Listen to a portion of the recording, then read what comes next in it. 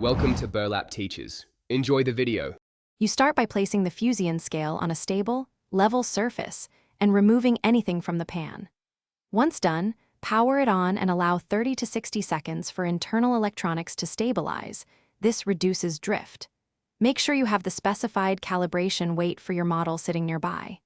Next, press and hold the CAL button until the display shows the calibration prompt.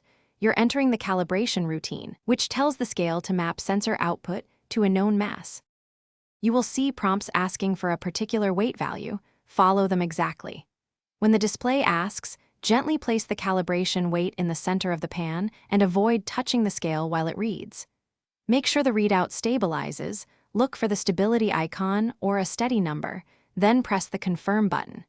If the scale requests multiple weights, repeat this step for each weight in sequence. This sequence refines the internal calibration curve for linear accuracy across the range. After confirming the final weight, you will exit calibration, remove weights and power cycle the scale to lock in settings. Once restarted, verify accuracy by weighing 2 to 3 known masses across the scale's range to confirm linear performance.